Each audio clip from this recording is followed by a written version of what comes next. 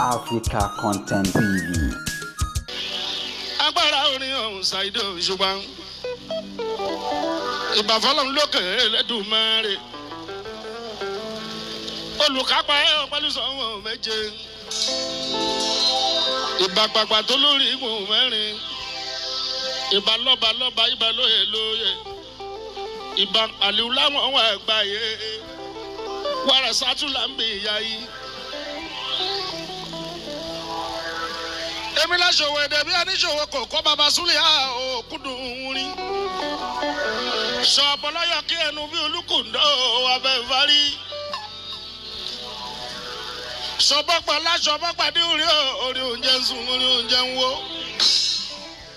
ọmọ oníkàkà aṣàpọ̀ ìlẹ́bà sófì ìyàbá Yétúndé Òṣùpá fáwọn olórin Saheed o Òṣùpá ti mú ríra bàbá lọ.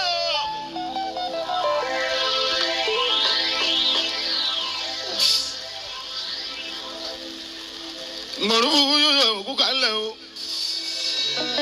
èèyàn tàkàn déwé àbáṣe o.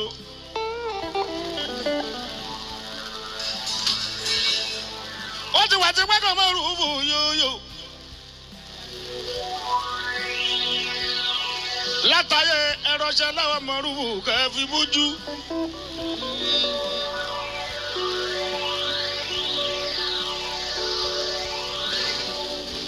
ẹrọṣẹ láwọn Mọ̀rúfú kẹfì yọra. ìyóò takọ̀ débi sí dá lóyún lóhùn.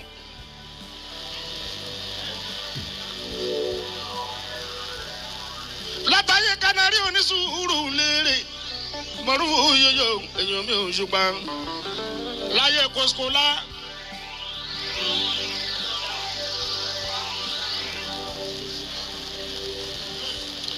kò sí sàkẹrẹ kò sómele.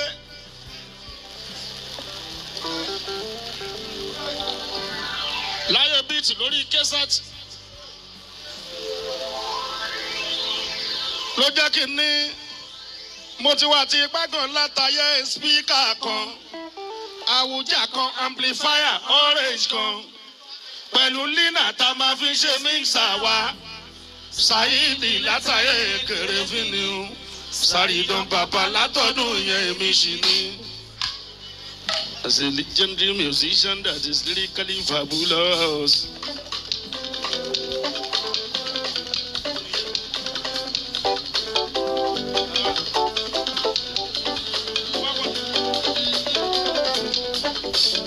Àwọn tèmi ò ní gbọ́ wọ́n fi mí bù wá gan. Ẹ má wà, omele ẹ má wà, ẹ má wà, omele ẹ má wà.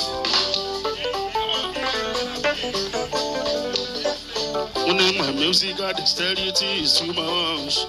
Yòkèrè nínú ayé mo ní sí àgàn. Ẹ má wà, ẹ má wà. Ẹ má wà.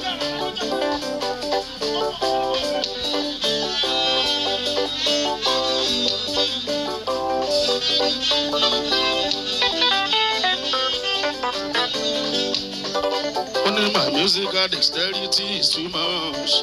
Yòkèrè nínú ayé mo ní sí àgàn.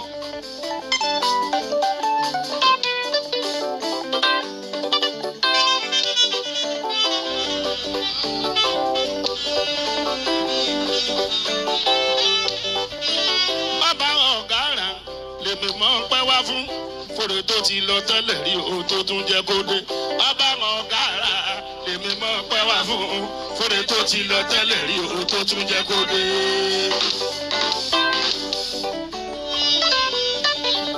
Ọba ọ̀gára lèmi mọ̀ pẹ́ wá fún.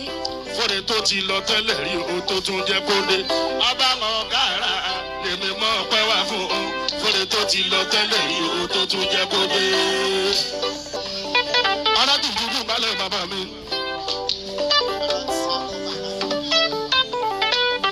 Aládùúgbò ti rà pé ìjì. Bàbá Òṣùpá lọ́jọ́ tó ti pẹ́.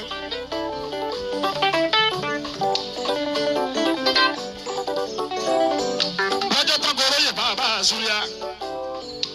Saheed Òṣùpá lélẹ́rẹ̀ ọjọ́ náà.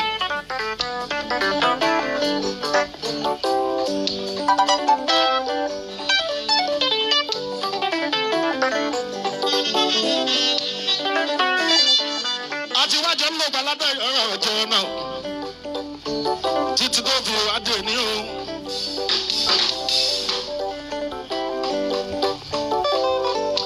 Adẹ̀jọ́ máa lò bá títí dálẹ̀.